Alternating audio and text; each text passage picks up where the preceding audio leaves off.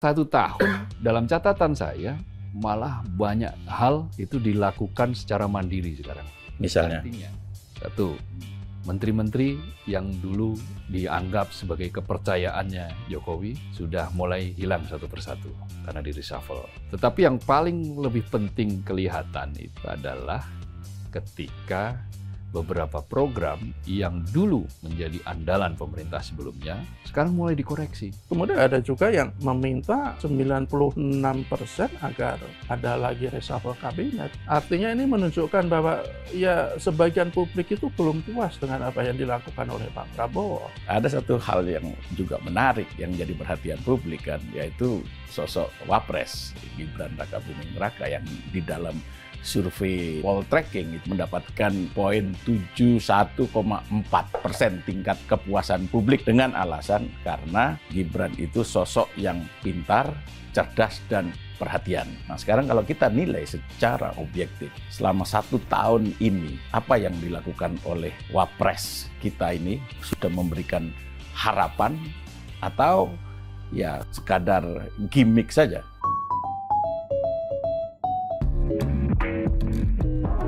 Halo Sobat PD Indonesia, salam sehat dan selalu semangat.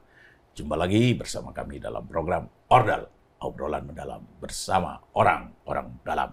Saya Haryanto, Mas Abdul Qahar. Apa kabar Mas? Alhamdulillah sehat. Sehat. Ya. Sudah selesai kiatnya. Habis ada kiat sebentar, nanti agak telat ke sini tadi. Iya. Sudah menyiapkan catatan-catatan penting terkait ini kan 1 tahun pemerintahan Prabowo Gibran. Ya silakan tagih lah apa yang saya sampaikan beberapa episode sebelumnya. Kalau gitu kita tanya Mas Jaka dulu. Ya. Nah Mas Jaka ini bukan catatan, tapi amunisi. Amunisi yang siap ditembakkan. Mas Jaka Budi Santoso. Ya. Apa kabar Mas? Alhamdulillah, agak kurang enak badan sih. Kenapa? Ini 1 tahun loh pemerintahan Prabowo Gibran kan, dan nilainya banyak memberikan nilai yang bagus. Versi siapa? Versi itu Kan banyak versi kan? Iya, kecuali Selios kalau nggak salah. Serius itu nilainya Memberikan nilai yang sangat tidak cukup untuk lulus kalau sekolah SMA, sekolah kan. Tapi saya mau nagih Mas Kohar. Ya. Karena Mas Kohar ini kan dalam beberapa kesempatan pernah bilang bahwa kita mesti sabar menunggu sampai 6 bulan pertamanya, terus kemudian 1 tahun. Ya. Untuk membuktikan pemerintahan Prabowo Gibran ini apakah sudah menghilangkan bayang-bayang dari pemerintahan sebelumnya. Itu yang pertama. Yang kedua, kalau kita ibaratkan sebuah perjalanan, kapal besar Indonesia ini yang dinakodai Prabowo ya dibantu oleh Gibran di sebelahnya, ini apakah sudah berlayar sesuai dengan tujuan atau masih berada di pelabuhan untuk bongkar muat-muatan aja? Ya, jadi gini, ya pertama ada beberapa survei kan. Kalau termasuk yang paling sadis kan surveinya Selios. Tapi ada yang mempertanyakan metodologinya kan. Karena yang diwawancarai Selios itu kan 160 jurnalis. Saya tidak termasuk yang diwawancarai. Meskipun juga itu mungkin diambil secara acak atau gimana, atau lalu yang kedua, beberapa sampel itu diumumkan melalui medsos ya, Facebook dan Instagram. Jadi itu disurvei dari situ. Jadi itu tentu saja mengundang perdebatan lah ya, mengundang perdebatan. Kalau hanya netizen misalnya, sampelnya netizen, tentu ada bias ya, kita ada bias. Tapi setidak-tidaknya begini, ada beberapa rangkuman dari lembaga-lembaga survei yang menjadi langganan surveyor lah ya, yang selama ini survei, yang intinya sebagian besar publik itu puas dengan kinerja Presiden Prabowo. Bahkan ada yang saya kutip dari Instagramnya Media Indonesia itu, ada sebagian besar publik puas terhadap Wakil Presiden Gibran. 70 sekian persen. Dari Poltreking itu ya? Bukan, itu... Iya, Poltreking. Poltreking ya? Iya, karena ada lembaga lagi satunya lagi itu ya. Oh iya, Poltreking termasuk ya. Karena pintar dan cerdas. Pintar dan cerdas alasannya gitu, tapi tolong baca di komentar di bawahnya itu. Itu sadis juga komentarnya itu. Jadi gini, kalau tadi ditanya apakah sudah on the right track. Kalau menurut saya apa yang dijanjikan dengan apa yang berusaha untuk dijalankan sudah on the right track. Kan yang dijanjikan kan makan bergizi gratis, sudah dijalankan.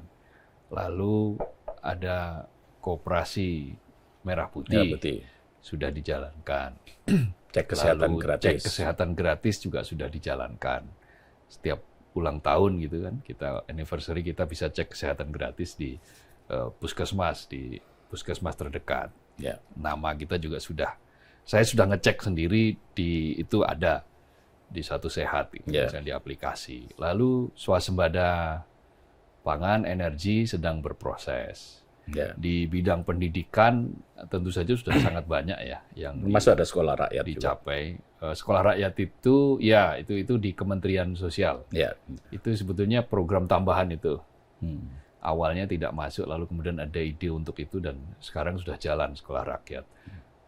Meskipun ini juga didukung oleh Kemendikdasmen ya. Kalau nggak didukung oleh Kemendikdasmen mungkin juga agak susah untuk jalan karena apa? Karena sebagian gedung yang dipakai untuk sekolah rakyat itu kan ya harus numpang di gedungnya Kementerian Pendidikan Dasar dan Menengah. Lalu Pendidikan Dasar dan Menengah sendiri yang digawangi oleh Pak Mukti itu banyak hal sudah dibuat. Dan yang tidak kalah penting itu adalah sejumlah kebijakan-kebijakan yang terkait dengan ekonomi.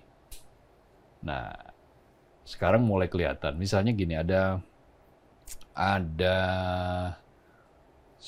magang kerja dengan upah setara UKM setempat dengan jumlah lowongan yang dibuka untuk magang ini sampai 100.000 selama 6 bulan. Ini tentu menjawab apa yang waktu itu dipersoalkan ya. Yang diurus jangan hanya masyarakat yang miskin sama yang atas saja. Yang kalau atas kan masyarakat level paling atas kan jumlahnya sedikit dan itu mereka sudah cukup bisa mandiri. Ya bawah diurusi. Tetapi yang hampir miskin ini waktu itu kan luput ya. Di kelas menengah ini kan juga luput dari sentuhan. Nah, sekarang dijawab dengan minimal 100.000 magang itu. Itu artinya beberapa capaian-capaian harus jujur kita katakan, objektif kita katakan, itu sudah mulai menampakkan hasil. Tentu tidak ada yang sempurna. Tidak ada gading yang tidak retak. Jadi semua gading retak, artinya kan gitu. Termasuk ya beberapa program, karena ada evaluasi. Misalnya MBG itu kan faktor yang harus dijalankan dengan tingkat percepatan yang tinggi itu adalah penyerapan. Karena kan 71 triliun ditambah dengan 100 triliun, faktanya tidak terserap semua anggarannya. Sehingga dikembalikan kan ke Kementerian Keuangan. Tentu ini menjadi pertanyaan. Belum lagi persoalan-persoalan yang terkait dengan katakanlah keracunan di sejumlah tempat. Artinya memang ada beberapa hal yang harus dibenahi secara menyeluruh terkait dengan persiapan makan bergizi gratis ini. Tetapi prinsipnya apa yang dilakukan oleh Prabowo terkait dengan program-programnya ya ini sebelum menjawab pertanyaan yang kedua, kan ada dua pertanyaan untuk saya. Yang bayang-bayang tadi itu. Bayang-bayang itu lebih seru nanti. Bayang-bayang masa lalu. Ya, yang pertama yang program-program dia dulu itu sudah relatif dijalankan dengan proses yang kelihatan relatif terbuka dan menyentuh pada banyak orang gitu. Bukan mercusuar ya. Program-programnya bukan mercusuar. Itulah kenapa di awal-awal pemerintahan, di 1 tahun pemerintahannya kita tidak terlalu banyak melihat ada pembangunan infrastruktur yang gila-gilaan gitu, yang masif gitu. Tetapi yang dibikin masif adalah ya program-program yang berkaitan langsung dengan akar rumput ya. Ya misalnya kayak sekolah rakyat. Lalu sekolah tadi yang saya katakan makan bergizi gratis, lalu kemudian koperasi merah putih, guru, sertifikasi guru, penataan sertifikasi guru, pemberian ini untuk pertama kalinya guru honorer diberikan juga semacam tunjangan guru honorer, jadi guru honor sudah tidak lagi menjadi guru horor gitu ya. Nah, sekarang itu sudah dijalankan beberapa program-program itu sudah mulai berjalan. Jadi intinya on the right track. Nah, yang sekarang yang kedua itu yang lebih seru. Kan berkali-kali saya berdebat dengan Mas Jaka, ditanya sama Mas Har bahwa ini kayaknya Prabowo nggak bisa keluar dari bayang-bayang Jokowi, nggak bisa keluar dari bayang-bayang pemerintahan masa lalu, seperti kayak di Sandra. Ya, saya waktu itu kan memberi waktu, ya tunggulah 6 bulan. Ya, kalau nggak setidak-tidaknya 1 tahun. Nah, setelah 1 tahun, dalam catatan saya, malah banyak hal itu dilakukan secara mandiri sekarang. Misalnya? Artinya, satu, menteri-menteri yang dulu dianggap sebagai kepercayaannya Jokowi sudah mulai hilang satu persatu karena di-reshuffle. Budi Ari di-reshuffle, Sri Mulyani yang menjadi Menteri Keuangan juga sudah di-reshuffle, lalu ada Noel ditangkap. Noel juga sudah nggak ada di kabinet, tinggal beberapa yang tentu ini masih ada hitung-hitungannya secara politik. Meskipun... Tetapi itu nggak soal. Tetapi yang paling lebih penting kelihatan itu adalah ketika beberapa program yang dulu menjadi andalan pemerintah sebelumnya, menjadi andalannya Jokowi, sekarang mulai dikoreksi. Berani dikoreksi secara terbuka. IKN misalnya. IKN itu akhirnya untuk supaya tidak terlalu kelihatan mencolok bahwa IKN itu ditinggalkan gitu, maka diberikan kesempatan untuk menjadi ibu kota politik di 2028. Di 2028. Ibu kota politik itu apa? Ya mungkin tempat legislatif atau ya apa? Kita belum tahu apa betul. Definisinya, masih abu-abu. Betul. Tapi yang pasti ibu kota negara kan masih tetap Jakarta kan sampai saat ini. Itu artinya uang yang dipakai untuk membangun IKN mau dialihkan ke pembangunan-pembangunan yang lain. Dan itu adalah langkah yang tepat. Karena kalau dipaksakan digunakan untuk mengembangkan IKN dengan jumlah yang sangat besar, tentu itu agak berat karena investasi di IKN itu membutuhkan return yang lebih jangka panjang. Nah, tetapi bukan tidak berarti harus menutup orang yang mau investasi di IKN. Itu tetap harus dibuka. Kedua adalah WUSH. Kan? Ya. Yang kita saksikan kan sekarang lagi ramai itu. Ini kenapa sih kok rame-rame WUSH? Dia mengatakan bahwa ya kalau persoalannya utang itu gampang. Kan tinggal restructuring aja. Restrukturisasi. Sangat gampang. Nah, restrukturisasi itu kan tetap harus bayar bunga juga. Iya. Nah, sekarang mari banyak kan. Iya. Kita hitung investasi WUSH itu kan hampir 120 triliun. Ya, 119,9 ya, katakanlah dibulatkan jadi 120 triliun. 120 triliun dengan bunga 3,3% per tahun dengan tenor 45 tahun. Itu saya hitung-hitung. Itu bisa mencapai BEP dengan syarat ya. Dengan syarat rata-rata per hari itu jumlah penumpang itu 15.000 dan dengan tiket 1 juta. Sementara tiket sekarang kan 300.000. Kalau weekdays atau hari-hari biasa itu malah di 240 gitu. Dengan jumlah penumpang yang di angka 10.000. Ya tentu akan itu pakai misalnya kita naik pangku-pangkuan itu juga masih butuh waktu yang lama. Itu 45 tahun nggak bisa BEP, itu bisa sampai 100 tahun plus biaya operasional ya. Biaya operasional itu kan kalau para ahli menghitungnya rata-rata biaya operasional WUSH itu pasti ya 3% dari nilai investasi ya. Kalau investasinya 120 triliun ya 3%-nya dari 120 triliun. Itu ya berarti ya sekitar 3,6 triliun itu biaya operasional per tahun. Biaya operasional, kemudian bunga, biaya pokok, ya Semua di total jenderal katakanlah 10 triliun per tahun.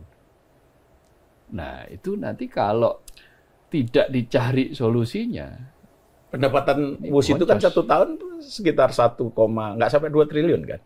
Ya itu makanya. Iya. Itu artinya kan Sekarang ini kan rata-rata penumpang, target penumpang itu katakan 15.000. 20.000 tapi nggak sampai. Rata-rata paling kalau di hari biasa, weekend itu mentok tuh di angka 24.000. Nah sekarang kalau 15.000 per hari, dengan bandrol tiket katakanlah 250.000, nah itu kan cuman dapat berapa itu? Iya.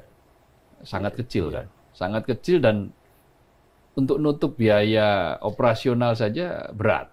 Ya artinya baik IKN maupun WUS itu kan masih menjadi beban dari pemerintahan Prabowo Ya itu, Gibran. dan itu kan dibuka. beban warisan Ya, dari dan pemerintahan sebelumnya. Jadi ini kembali lagi ke pertanyaan. Yang ingin saya katakan adalah beban itu sekarang berani dibuka oleh Ya. Prabowo, oleh Presiden Prabowo. Tidak secara langsung, ya menteri-menterinya, tapi ya Ya. pasti Presiden tahu lah. Iya. Dan apa artinya ini? Ketika itu dibuka, berarti ada sesuatu yang tidak lagi ditutup-tutupi. Ya. Nah, itu kan. Iya. Lalu di samping itu juga kalau kita lihat di berbagai kesempatan kasus ijazah misalnya. Ini kan juga sampai sekarang masih bebas-bebas saja. Iya. Kasus Nadiem Makarim masih lanjut. Nggak ada intervensi presiden di situ kan. Padahal ya pada masa-masa lampau itu kan meskipun tidak diketahui, tidak ada fakta yang jelas, tapi kan ada invisible hand. Iya. Ada tangan-tangan tersembunyi yang kemudian bisa memengaruhi suatu kasus, suatu orang-orang tertentu yang dianggap punya privilege. Meskipun itu juga masih harus dibuktikan ya. Tetapi apa yang terjadi sekarang itu sangat jelas memperlihatkan bahwa Presiden Prabowo sudah, saya berani mengatakan, sudah lepas dari bayang-bayang Jokowi. Dan itu firm, artinya pernyataan saya benar. Jadi kesimpulannya tadi Saya hanya untuk membenarkan saja. dari penjelasan 15 menit tadi itu yang paling penting itu 2 detik tadi itu. Ya, ya memang saya pikir memang tidak ada pilihan bagi Pak Prabowo untuk tidak mengungkapkan itu gitu loh. Kenapa? Karena ini kan menjadi beban yang sangat berat. Kan WUS kita wong dirut PT KAI saja bilang bahwa ini adalah bom waktu gitu loh. Nah, IKN jelas-jelas antara dilanjutkan atau tidak gitu loh. Kalau tidak dilanjutkan kan potensi mangkrak kan gitu loh. Mubazir kan. Maka harus gitu loh. dilanjutkan. Makanya harus dilanjutkan, tetapi ya dilanjutkannya kan tidak digas seperti sebelumnya. Satu, kan? tidak digas, dan dua, mungkin dengan perubahan peruntukan Iya. juga nggak jadi masalah. Gitu. Betul, yang tadinya Undang-undang. menjadi ibu kota negara akhirnya menjadi ibu kota politik. Ya. Ya, kita sampai sekarang membayangkan ibu kota politik itu nanti seperti apa. Tapi kembali kepada capaian dan catatan ya dari pemerintahan Prabowo Gibran selama 1 tahun ini. Ini hari ini kan tepat 1 tahun. Iya. Dan hari Sabtu kemarin Pak Prabowo itu di saat Dies Natalis Universitas Kebangsaan RI di Bandung kan beliau menyampaikan dengan gagah berani kan dengan tegas bahwa saya berani berdiri dengan percaya diri karena selama ini sudah melaksanakan apa yang sudah dijanjikan kan kira-kira begitu kan gitu kan. Dalam berbagai survei juga ada beberapa survei yang memberikan penilaian yang sangat maksimal dalam 1 tahun kecuali tadi Seniors. Salah satu poin keberhasilan dari pemerintahan Pak Prabowo adalah makan bergizi gratis. Itu kan dari survei terlihat kan dari beberapa survei.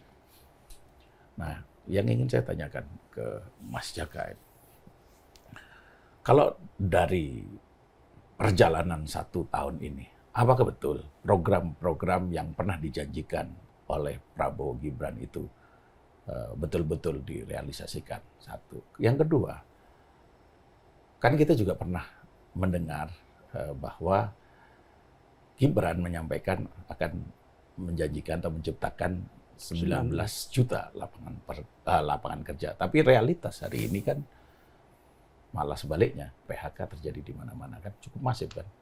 Gitu. Seperti apa catatan kritisnya Mas Jami? Iya, yang pasti kan sebagian memang sudah dilaksanakan, tetapi banyak juga yang menurut saya belum. Kalau sebagian lembaga survei termasuk poll tracking, itu memberikan nilai sangat bagus lah katakanlah.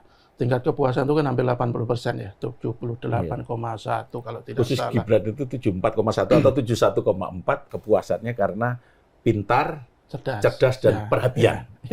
Ya itu kan itu hasil survei ya, kita kan tidak bisa memastikan juga apakah hasil itu benar-benar realitas di lapangan, kan itu sekedar persepsi publik kan. Tetapi kok saya juga lebih tidak boleh mengesampingkan apa yang dilakukan oleh Celios misalnya. Menurut saya Celios itu termasuk hasil survei yang sangat kritis. Dia tidak menafikan bahwa apa yang dilakukan oleh Pak Prabowo dan Gibran itu juga masih banyak kekurangan. Ada yang sudah dilakukan seperti tadi MBG, kita apresiasi apapun. Meskipun tantangannya juga lumayan berat, meskipun kendala yang di lapangan juga tidak mudah. Tetapi kan itu bukti bahwa Pak Prabowo itu sudah berusaha merealisasikan janjinya seperti di kampanye. Dan seperti yang disampaikan Pak Prabowo itu ada 36,2 juta yang sudah mendapatkan manfaat dari program MBG. Jadi itu adalah hal-hal yang saya pikir sangat dibutuhkan rakyat, tapi harus kita katakan pelaksananya mesti harus betul-betul dibenahi.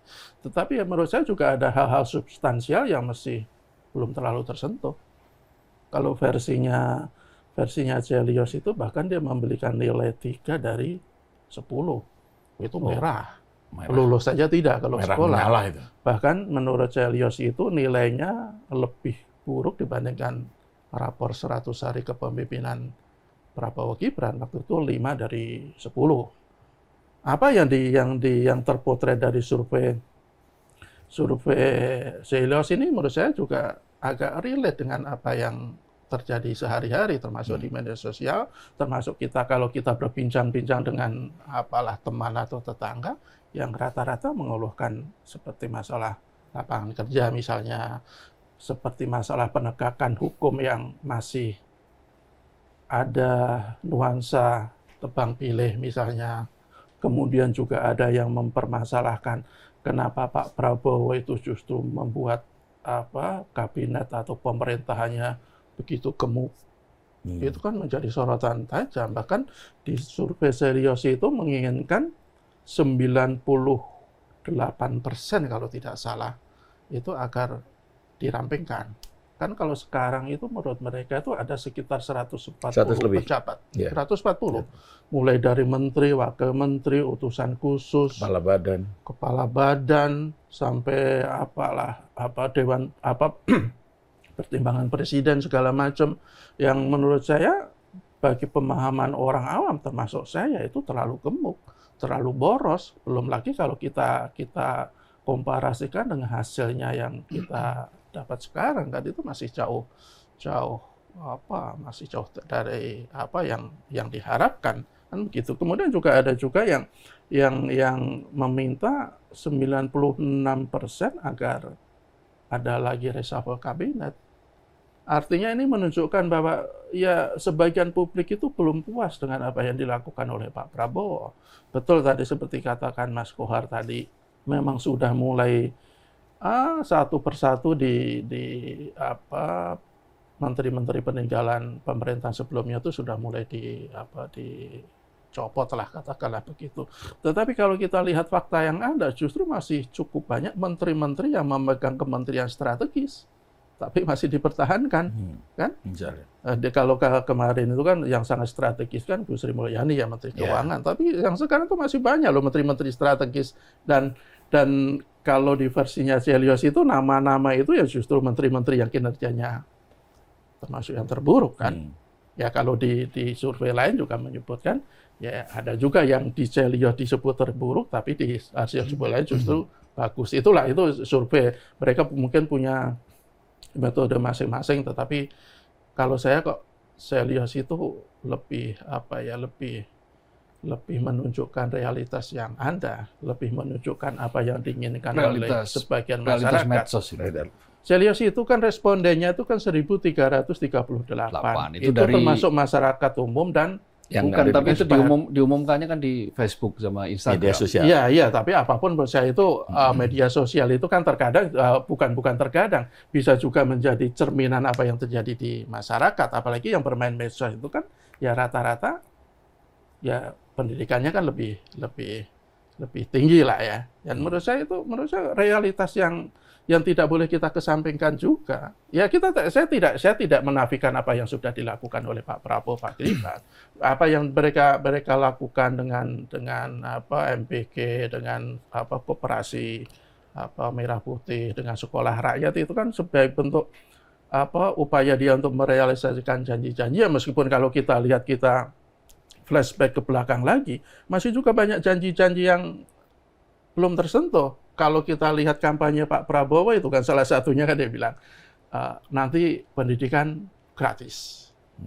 Nanti transportasi massal kalau bisa gratis. Kalau dalam pandangan Mas Jaka, saya minta 1 atau 2 lah program yang pernah dijanjikan Pak Prabowo Gibran itu yang sudah dilaksanakan. MBG itu kan jelas, manfaatnya ada. Meskipun masih banyak kekurangan di sana sini, tapi kan manfaatnya sudah ada.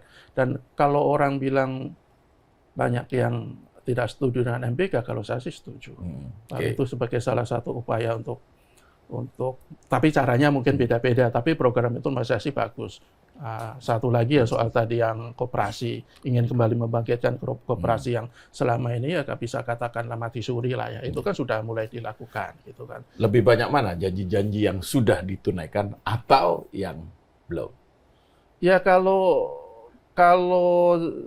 kita komparasikan sih hal-hal yang substansial juga menurut saya belum bisa dikatakan ditunaikan. Soal penegakan hukum, soal pemberantasan korupsi, meskipun di beberapa survei itu penegakan hukum, pemberantasan korupsi mendapat sambutan sangat antusias kan, tetapi kan menurut saya kok masih ada kekurangan yang menurut saya sangat kasat mata penegakan hukum itu. Kalau kita lihatlah contoh nyata yang sekarang masih menjadi perbincangan di mana-mana itu, kasus Sylvester Matutina itu. Secara nilai dari kasus mungkin tidak terlalu besar, ini tidak merugikan negara, tidak makan uang rakyat, lebih ke pidana antar hubungan warga negara personal. Tetapi ketika dia sudah 6 tahun tidak dieksekusi dan itu kasat mata dibicarakan oleh banyak orang, tetapi sampai sekarang juga tidak ada upaya untuk melakukan eksekusi. Ya bagaimana kita bisa katakan bahwa seperti yang dijanjikan Pak Prabowo, hukum akan berlaku untuk semua itu, ya di mana? Menurut saya tidak terjadi yang semestinya sampai sekarang. Kemudian juga soal Budi Ari misalnya, yang sudah jelas-jelas disebut namanya di persidangan, tapi sampai sekarang juga tidak jelas tindak lanjutnya dari kepolisian. Atau kalau kita pengen saya termasuk orang yang tidak sabar ya. Dalam kasus kuota haji misalnya, itu sudah kalau kita lihat perbincangan di media sosial atau perbincangan kita antar teman, antar tetangga, antar awak negara itu sudah betul-betul menjadi sorotan tajam, tapi sampai sekarang juga tidak. Ya, meskipun juga ada gerakan yang membela dari seperti yang diinisiasi oleh Ulil kalau tidak salah. Kalau KPK kan alasannya nantilah pasti diumumkan tersangkanya, kita nunggu waktu. Ya, tapi kan pengalaman kita selama-lama ini kita juga malah dilindas oleh waktu kan. Iya, nggak, maksud saya kalau kita bicara gejala di media sosial kan memang ada pro kontra kan. Jadi saya sih tetap melihat bahwa apa yang sudah dilakukan oleh Pak Prabowo selama 1 tahun sudah ada, tetapi yang belum dilakukan, hal-hal yang menurut saya yang sangat mendasar, lebih substansial itu juga belum terlalu tersentuh. Dan menurut saya ini catatan kritis dari saya sih. Nah ini Mas Kohar, soal pertumbuhan ekonomi ya. Pertumbuhan ekonomi itu kan diklaim stabil di 5,12 ya. Bukan stabil. Itu pertumbuhan Di quarter kedua. Di kuartal kedua, kuarter kedua. Di atas 5% ya. 5,12%. Tapi realitas yang kita lihat kan, ya makanya kemarin itu kan muncul banyak istilah kan, ada rohana, rohalus, rojali, ada rojali rombongan jarang beli, rohana rombongan hanya nanya, kemudian rohalus rombongan hanya ngelus-ngelus gitu. Itu kan memberikan gambaran bahwa kondisi masyarakat daya belinya memang melemah kan, bisa dibilang begitu. Meskipun ada yang beralasan bahwa sekarang belanja itu lebih banyak melalui online. Iya. Kan? Gitu kan. Jadi itu baca tulisan saya itu kan. Ternyata memang orang sudah ada fenomena rohana itu hanya nanya-nanya. Tapi mereka nanya-nanya dan ini untuk ngecek, harga. Belinya memang ternyata di online itu kan. Semua data-data itu ketika saya tulis di podium itu menunjukkan bahwa shifting itu memang terjadi. Dan artinya ada perubahan budaya. Ada perubahan dalam berbelanja. Dalam berbelanja. Sekarang orang menawarkan produknya juga sudah bisa langsung melalui TikTok gitu. Bukan karena daya beli yang melemah. Ada memang pelemahan daya beli ya, itu tidak bisa dipungkiri. Tetapi bahwa kalau kemudian ada retail yang kemudian anjlok, itu penyebabnya karena nggak ada yang beli dan semata-mata hanya karena daya beli, itu juga nggak sepenuhnya tepat. Bukan juga disebabkan karena maraknya PHK. Bukan begitu. PHK itu ada terjadi, jumlahnya itu sekitar 60.000 sekian. Iya. Tetapi lapangan kerja juga ada, tumbuh gitu. Jadi dan pertumbuhan lapangan kerja itu ternyata memang lebih besar daripada jumlah yang di PHK. Dalam kurun waktu 2 tahun terakhir itu malah 3 juta sekian lapangan kerja terserap. 3 juta lebih malahan. Dalam waktu 1 tahun terakhir, 3 juta lebih lapangan kerja terserap. Tapi PHK juga sekitar 40 ribuan sekian ribu itu terjadi. Tetapi kalau kita detailkan itu, lapangan kerja yang kayak bagaimana? Itu kan pertanyaannya. Komposisi kita ini kan 60% itu kan sektor informal. 40% yang sektor formal. Kalau kita bicara sektor formal, ya iya. PHK itu kan sektor formal kebanyakan. Yeah. Tapi kalau yang namanya bekerja itu kan baik sektor formal maupun informal. Sebaik-baik pekerjaan memang sektor formal ya, yang mampu menopang kesejahteraan masyarakat. Dan ini tugas negara itu menciptakan sektor formal. Tetapi situasi dalam beberapa tahun terakhir ini kan memang sektor formal itu betul-betul lagi lesu. Usaha lagi lesu. Pabrik-pabrik yang berdiri juga nggak begitu banyak. Nah, pertumbuhan ekonomi itu juga 5% tapi hanya ditopang oleh konsumsi. Ketika konsumsi itu goyah, ya otomatis nanti pertumbuhannya juga akan goyah. Nah, konsumsi itu bisa didongkrak dari bansos misalnya. Nah, kalau selamanya begitu, itu nanti nggak akan langgeng sebuah proses pertumbuhan. Jadi sampai sekarang yang masih menjadi PR itu adalah bagaimana menciptakan pertumbuhan ekonomi yang basisnya itu bukan semata-mata ditopang oleh konsumsi. 54% kontributor pertumbuhan kita itu konsumsi loh. Ya. Itu untuk sebuah pertumbuhan ekonomi agak membahayakan. Karena konsumsi itu kan sangat tergantung pada daya beli. Ya, begitu daya belinya itu goyah, ya sudah. Indeks keyakinan konsumen juga lagi turun.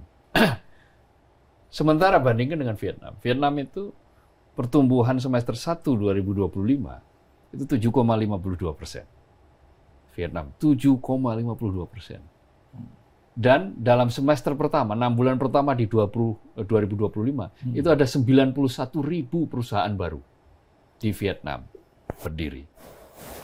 Dan mampu menyerap hampir 600.000 hanya dalam waktu 6 bulan. 600.000 pekerjaan formal.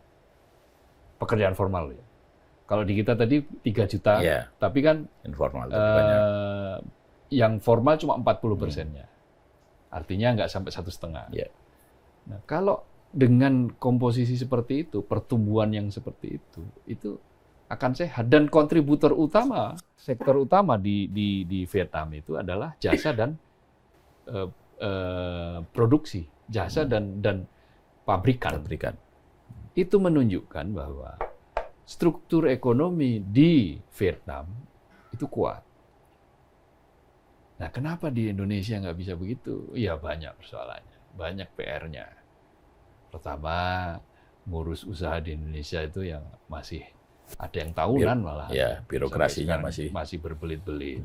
Udah begitu, ICOR-nya juga masih tinggi. Ya. ICOR kita itu masih 6,5. ICOR itu apa? ICOR itu adalah sebuah metode untuk mengukur tingkat efisiensi sebuah investasi.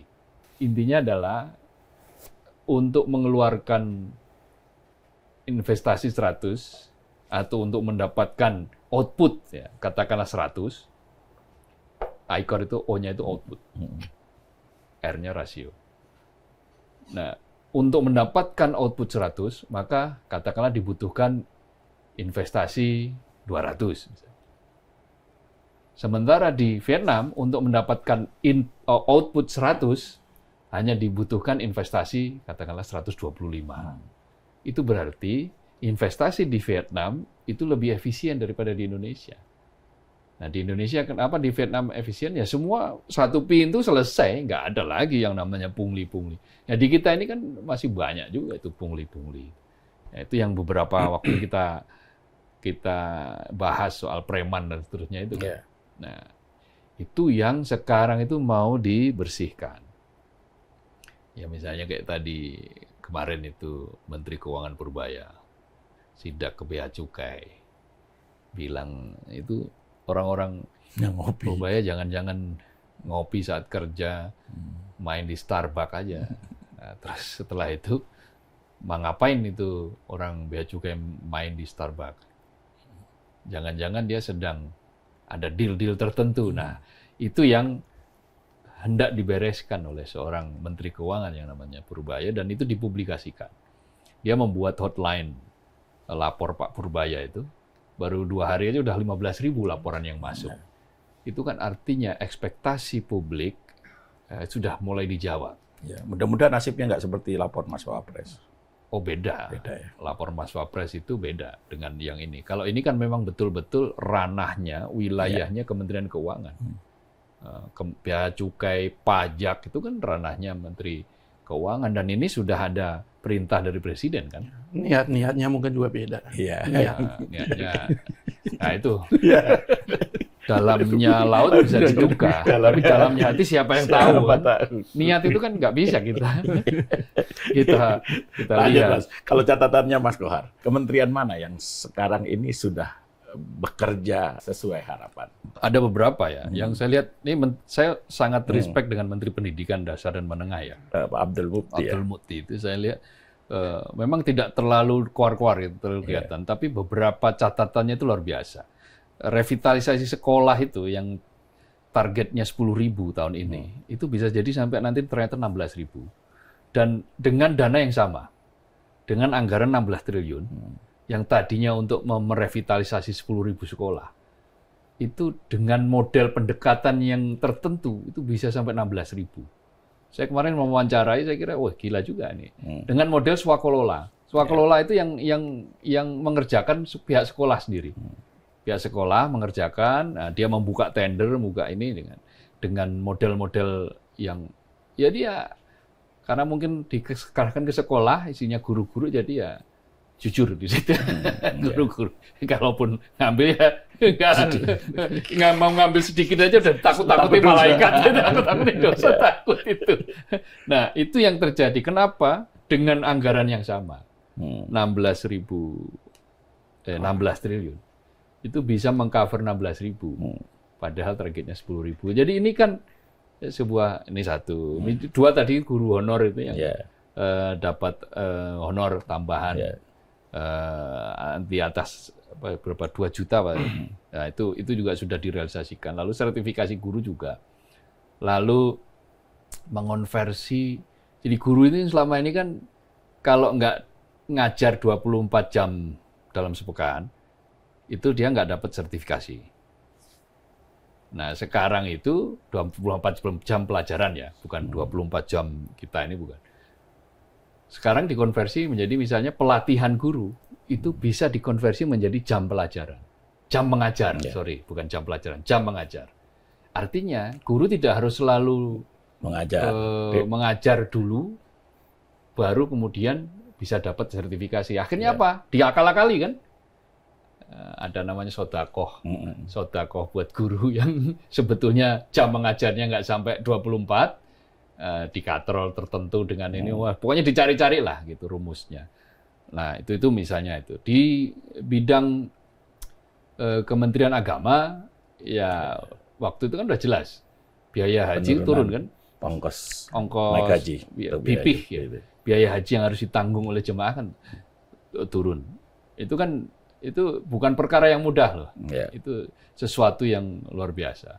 Yang pelaksanaan haji juga meskipun ada catatan tapi relatif clean lah ya. Relatif clean bila dibanding dengan pelaksanaan sebelumnya yang tadi ada kisruh soal kuota dan seterusnya itu. Itu juga suatu yang menurut saya layak untuk dicatat. Kementerian Keuangan juga melakukan penataan yang banyak kan. Pak Purbaya itu lumayan radikal ya di belakang ini.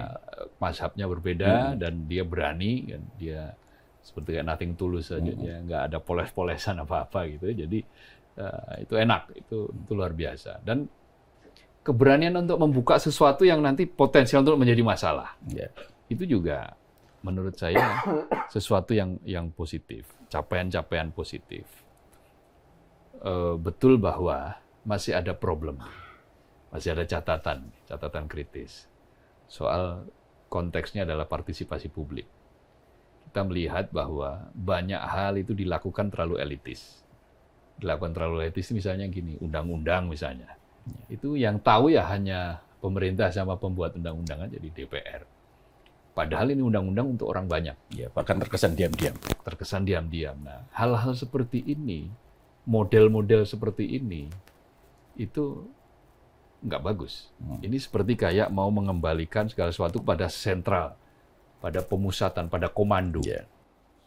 Ini yang menjadi catatan kritis menurut saya, yang harus diubah. Partisipasi itu bagaimanapun, itu akan tetap lebih bagus daripada dominasi. Partisipasi itu akan membuat rakyat itu sadar, ikhlas untuk berpartisipasi dalam proses-proses pembangunan bangsa, kira-kira begitulah.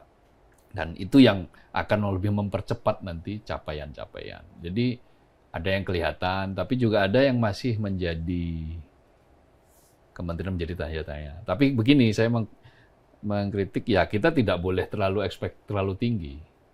Baru 1 tahun masuk kita tagih semuanya kan ya nggak mungkin. Ya kan setidaknya Jadi 1 tahun itu ada yang namanya gambaran. Quick win.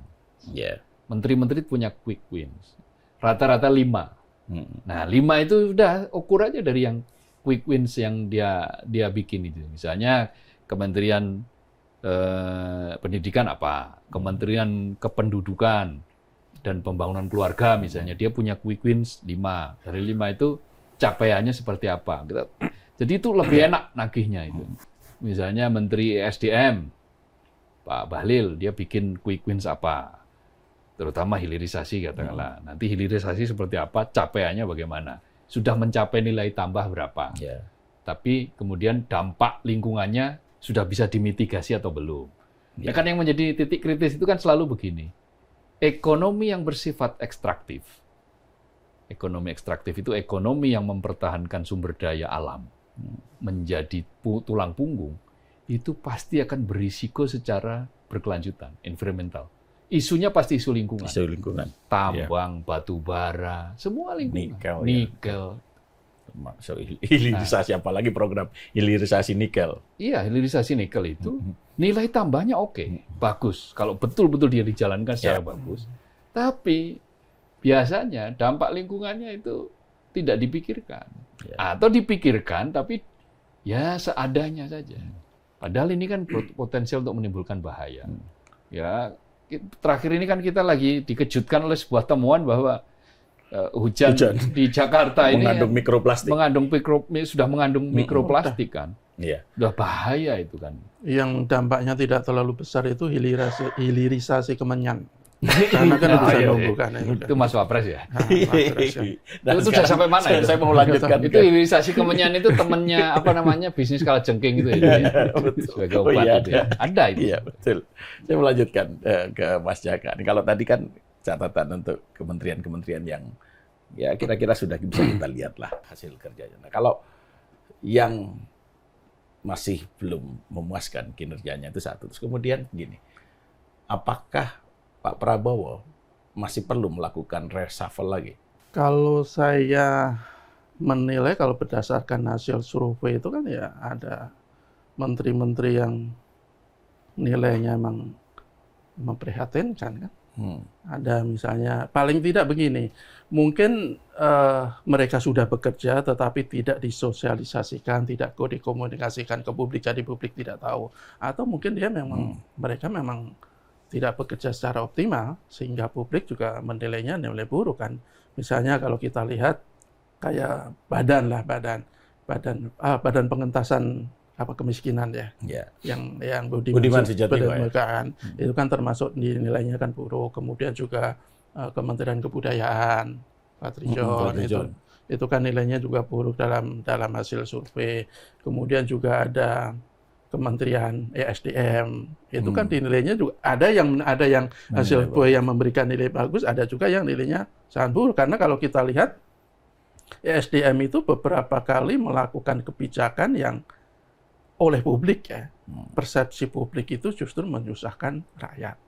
Itu kan kalau terakhir itu kan soal BBM yang swasta itu kan rakyat kan juga dibikin susah untuk mendapatkan BBM yang lebih berkualitas. Itu kan publik merasakan kan, lepas sebenarnya juga ada kebijakan-kebijakan yang menjadi pertimbangan oleh Kementerian ESDM. Mungkin bukan punya dasar tersendiri, tapi kalau di mata publik ya, publik itu kan ya simple kan, ya mereka ingin mudah untuk mendapatkan apa yang dia butuhkan, tidak dipersulit. Ya kadang publik juga tidak peduli dengan apa yang harus dilakukan oleh pemerintah kan, itu jadi ada semacam ada pertentangan di situ. Jadi kalau kemudian Kementerian SDM itu dinilai oleh sebagian publik buruk ya karena mereka dianggap menyusahkan oleh publik. Kemudian juga ada ya menteri-menteri lain yang menurut saya kinerjanya juga tidak terlalu kedengaran kan. Paling tidak apalagi sekarang ada Kementerian Keuangan yang betul-betul menyedot perhatian publik, sehingga kementerian-kementerian lain itu seperti dalam tanda kutip ya tidak dianggap, bahkan mungkin dianggap tidak ada, karena ada Kementerian Keuangan yang betul-betul di bawah Pak Purbaya itu betul-betul bisa membangkitkan optimisme publik dan optimisme dan kepercayaan dunia usaha. Dan semestinya kalau kita ini mungkin berlanjut ke pertanyaan kedua ya, menurut saya Pak Prabowo semestinya masih melakukan reshuffle. Itu seperti yang terpotret dalam survei Selios.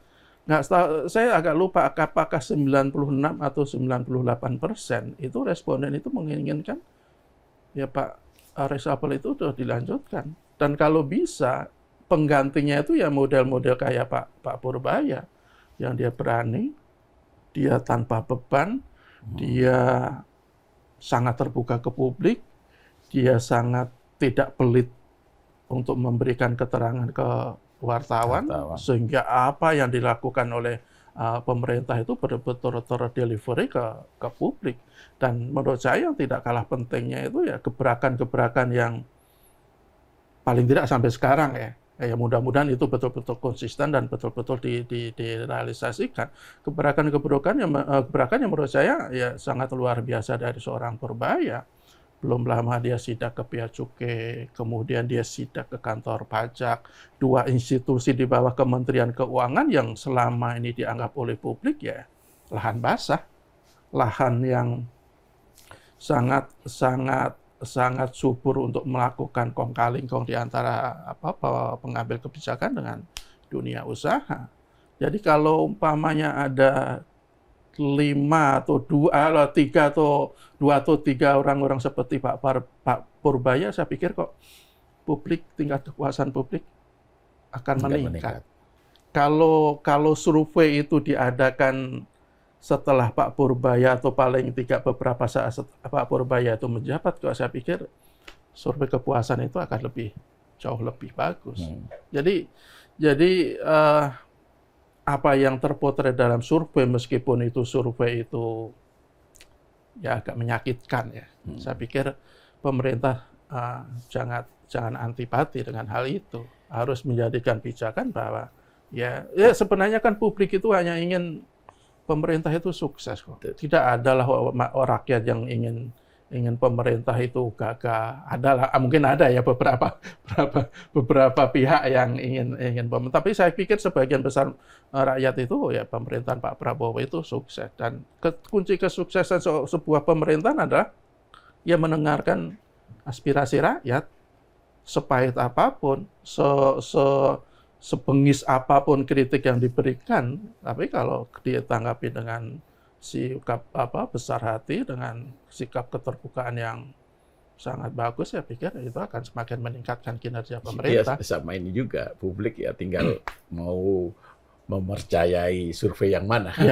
Survei yang memberikan poin plus pada kinerja Prabowo Gibran atau yang mengkritisi. Ya, karena perbedaannya cukup jauh kan. Ya, kadang kita juga tidak mengerti gitu ya, ketika seorang wapres tingkat kepuasannya sangat terbilang tinggi karena dia alasannya dia pintar, karena dia cerdas. Iya, itu justru ini yang mau saya tanyakan ke Mas Kohar ini. Tapi kalau di publik itu kan kadang kan berkebalikan dengan melihat seorang wapres. Dari tadi kan kita ngomongin Pak Prabowo. Ada satu hal yang juga menarik yang jadi perhatian publik kan, yaitu sosok wapres Gibran Rakabuming Raka yang di dalam survei poll tracking itu mendapatkan nilai atau poin 71,4 gitu kan, 71,4% tingkat kepuasan publik yang disurvei oleh poll tracking, dengan alasan karena Gibran itu sosok yang pintar, cerdas, dan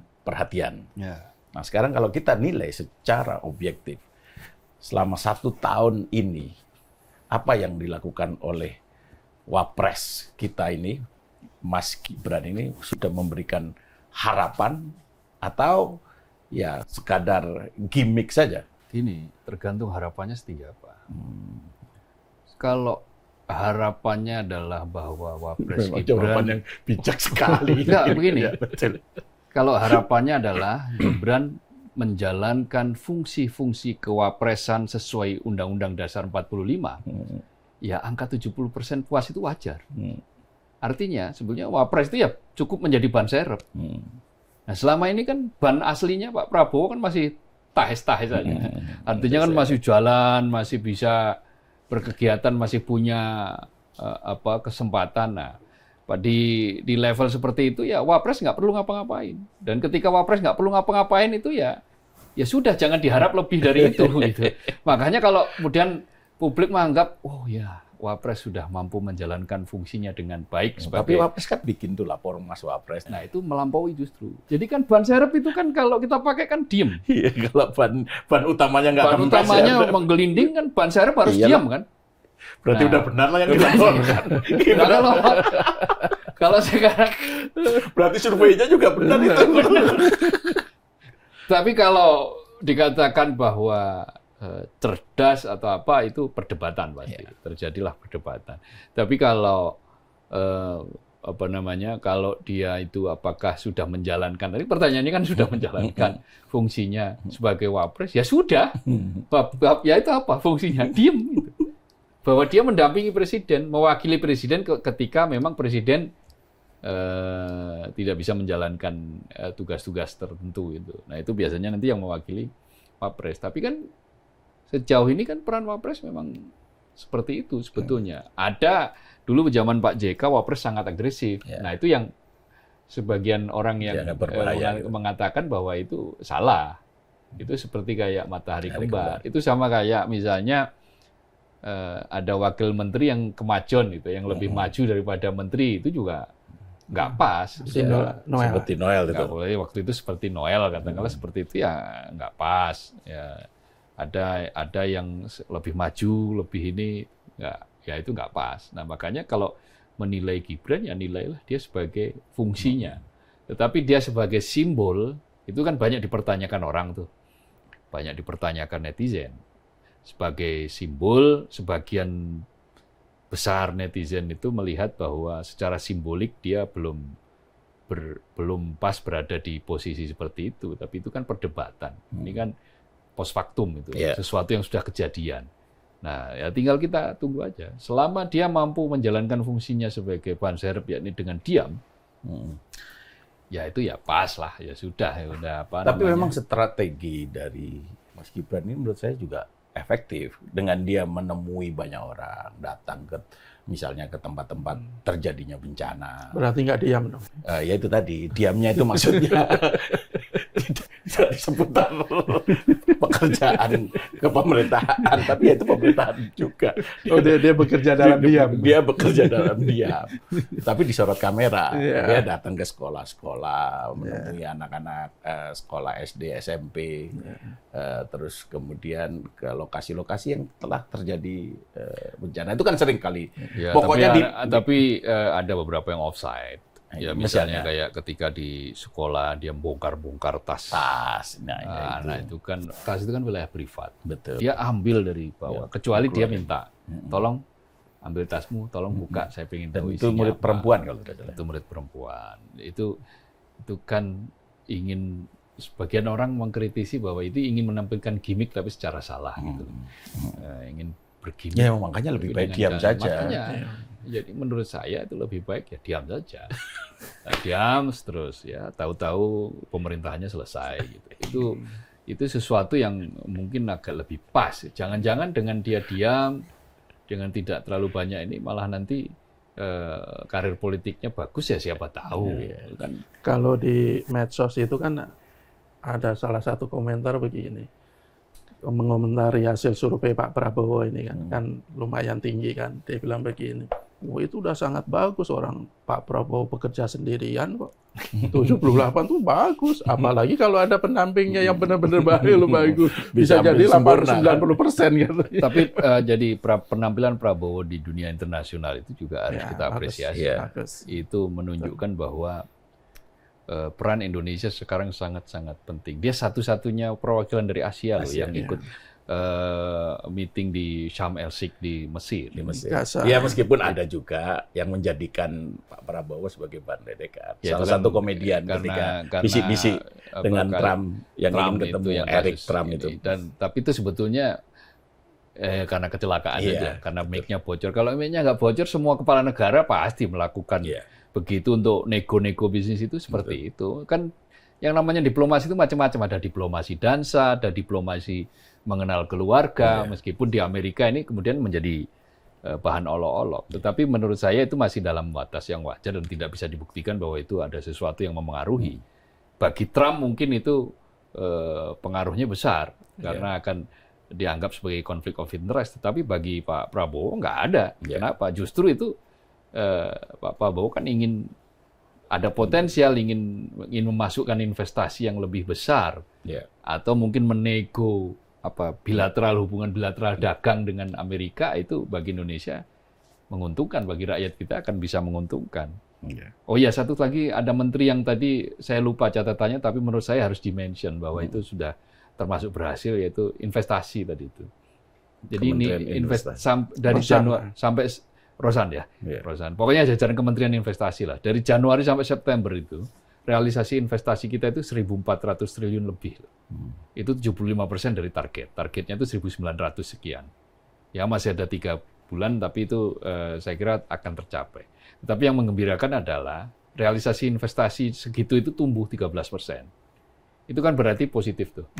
Nah, cuman kan karena Pak Rosan kan jarang meledak-ledak, jarang kelihatan di publik, jadi orang nggak tahu ya. Kita juga perlu untuk menyampaikan secara objektif gitu loh, bahwa beberapa hal yang ternyata capaian bagus itu ya menurut saya jangan ditenggelamkan. Tapi bahwa ada beberapa persoalan, kalau saya mempersoalkan partisipasi, Mas Jaka mempersoalkan penegakan hukum. Nah, itu harus disampaikan juga gitu.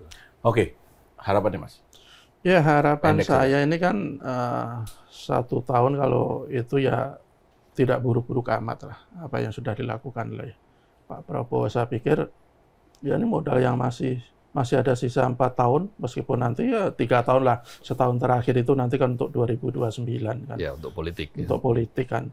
Ya mudah-mudahan ada peningkatan yang luar biasa, ada akselerasi yang lebih tajam lagi, dan salah satu cara untuk itu ya mudah-mudahan Pak Prabowo itu segera mengganti juga para pembantunya dinilai tidak capable, yang para pembantunya yang masih punya beban masalah, sehingga ya geraknya akan lebih cepat, karena waktu kan tidak lama lagi akan segera terus mengejar kan. Jadi ya mudah-mudahan mudah-mudahan akan ada lagi menteri-menteri atau kepala badan yang model-model Pak Purbaya lah, sehingga akan jatuh cinta lah.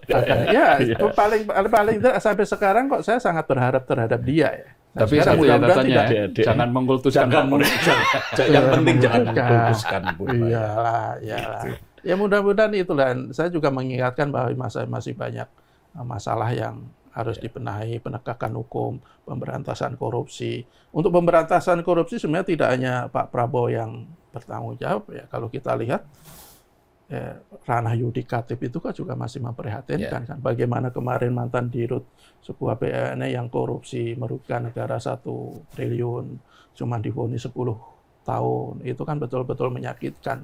Atau kalau yudikatif masih seperti ini ya, Pak Prabowo membuat gebrakan yang sangat radikal. Dia kan sudah membolehkan tenaga kerja asing atau ahli asing di BUMN kan. Ya siapa tahu nggak ada salahnya kok dikaji untuk mendatangkan mengimpor hakim khusus untuk menangani kasus-kasus korupsi. Nggak ada salahnya. Naturalisasi hakim. Paling tidak untuk kasus-kasus korupsi dulu lah. Ya, mudah-mudahan ada perubahan. Naturalisasi hakim dan jaksa. Ya. Mas Kohar.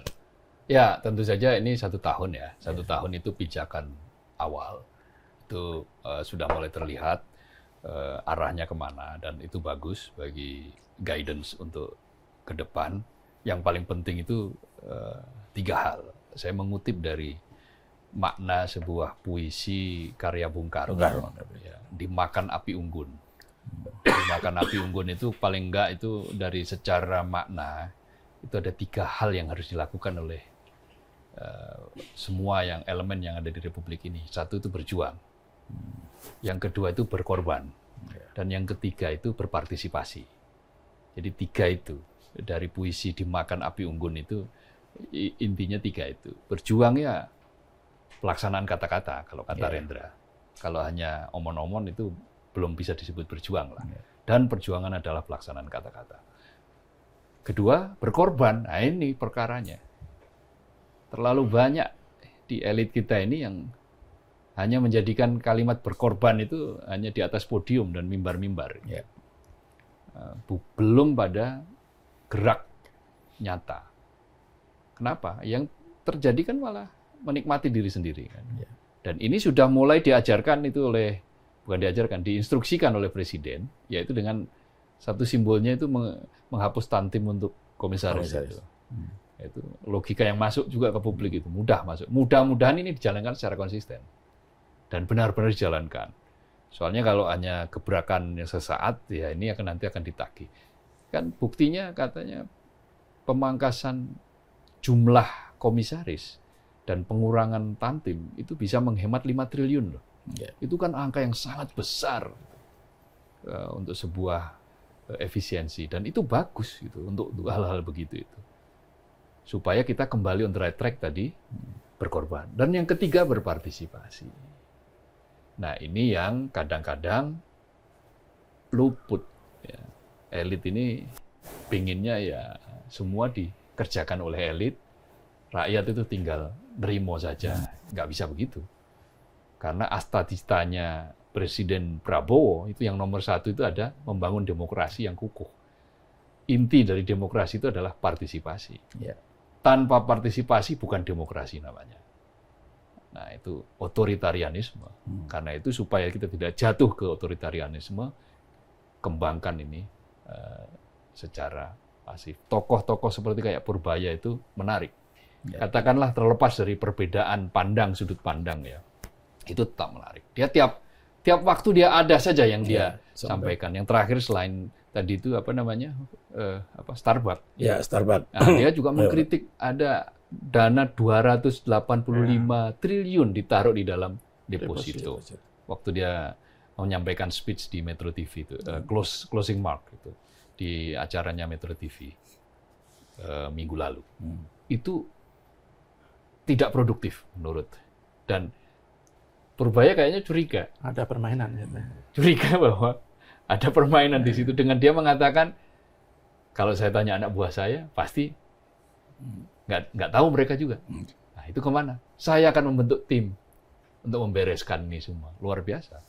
Dan kalau itu sudah dideklar dan nanti dikerjakan dengan sungguh-sungguh, dijalankan dengan konsisten, maka saya kok punya keyakinan pertumbuhan 8% di 2029 itu tidak susah.